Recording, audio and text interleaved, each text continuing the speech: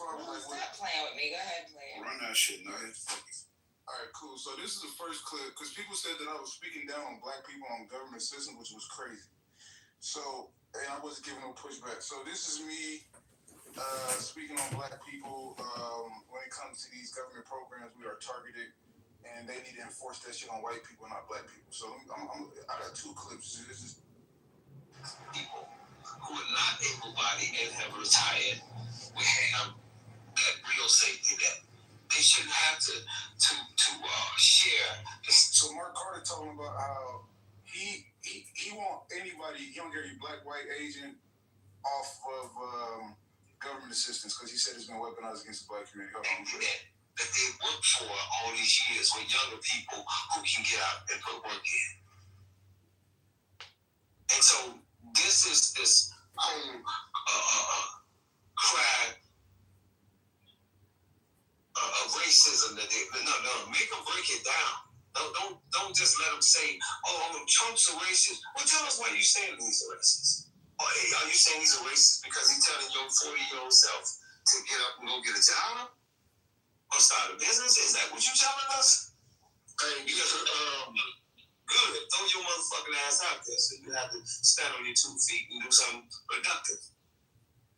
But I will say this though, right? Because there's like 40 million that's on SNAP benefits, right? And 37 million of it, I'm going to say it's 37%, not 37 million. It's 37% of white people on SNAP. My bad.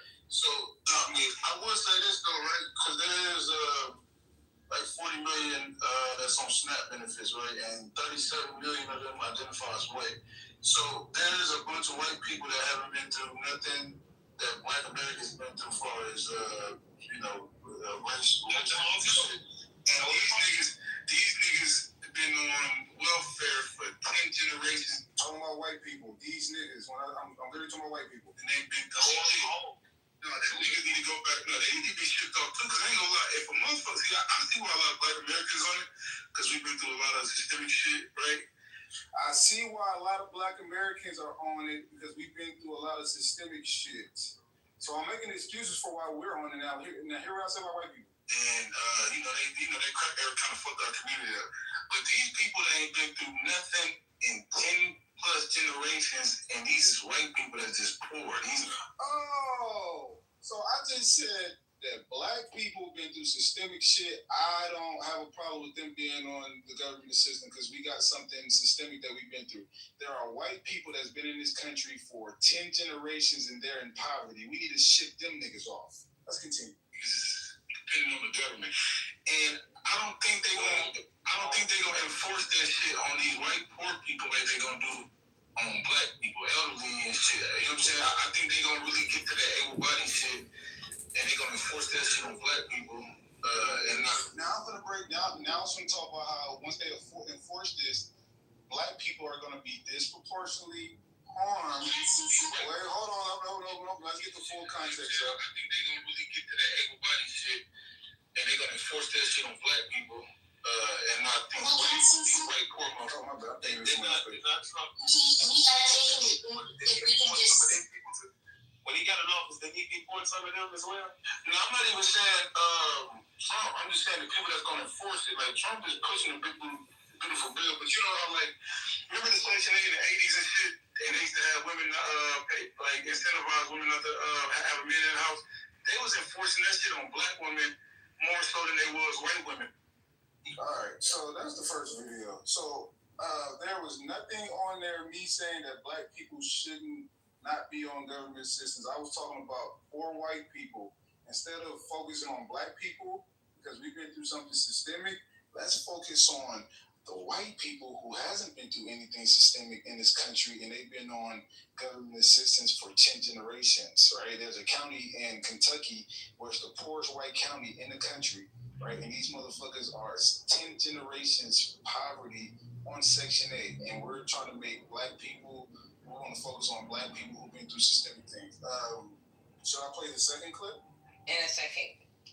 Dr. AJ wanted to respond. Go ahead, Dr. AJ. Oh, no, I'm sorry. I'm off mute. I didn't. I'm sorry. Okay. I didn't know I would. Okay, go ahead. All right, so here's the second clip. Because I don't do the little gossipy shit and then take shit out of context and try to create like a I can't. All right, so this is me also talking about how I don't see nothing wrong with black people milking the system and making money, because I know people that are dependent on the government and got a side hustle. The people that's actually fully dependent on the government are white people, not black people. Let me just put.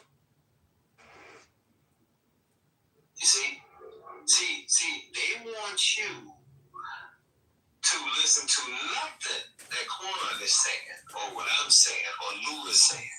They don't want you to listen to that, because if you listen to us, then you would stand on your 2 feet and you would be upwardly mobilized. But if you listen to them, you will be worried about white supremacy and racism all day versus putting the business in motion. Versus getting, hey, but go ahead. But to be fair though, right? My thing is, because I know a lot of white people that milk the system for the Section 8. Like, a lot of black people I know that's on that shit, they. So every time he talks about what black people are doing, I revert the conversation back to what white people are doing. Okay, but they make sure they got some shit going on. Like, I got family in the LA. Like, they know how to milk the system. They still hustling. They still getting. They're not just fully dependent on this. Man, be them poor ass white people, man. Like black people, we know how to use the system and then still make some money on the side. Like people ain't just dependent on that shit like this. He's not talking to you. He ain't talking to you. All right, and this is the last one. So this is because people said I wouldn't give him pushback on him. Wait, but Lou. This is what I need you to understand, babe. The problem is, it was the LGBT community. So that's why there were certain people in the chat. Alpha was taken up for you. Gemini, myself, like that. But for us, it's like we know what you say about the whites, and because you didn't say the white LGBTQ, you like kind of put an umbrella over the. Yeah, everybody know I always. Well, let me say this: I make that distinction too, and I'm always on top of other people about making it. And I have been in the room with you before, where you said, I didn't really understand what you meant by that. I thought you were being like, you was trying to say, I thought you was trying to convey something different.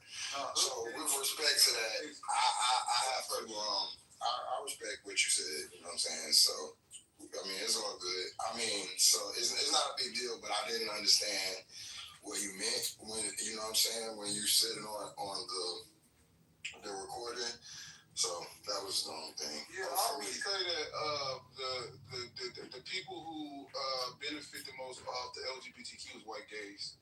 So I always talk about them. But so when I say the LGBTQ community, everybody know I always make a distinction between black gays, because what I consider black, I don't delineate between them. But the people who controls the LGBTQ community politically, benefit economically, who, if you go to LA, and the people that own all the businesses on the LGBTQ side of town, it's not black gays. It's overwhelmingly white gays. So I'm talking about that group. Everybody, y'all know me when I agree with that. I always say, look. So yeah, Tim, I wanted to address him directly, but I guess he's not here, so I guess we'll do part 2. But can't wait. It really ain't even worth your time, bro. That was my main thing when I came in. Was look, but give him a chance to say something head up, because I know it ain't gonna be the way this construed right now. Yeah. And it really, I was like, oh my God, we can't do this, y'all. He was talking big That's why I was shit. like, I'm my politics. He was talking shit. My thing is, everybody knows my politics never change. Y'all know I don't have no political allegiance. There's some things I do on the left.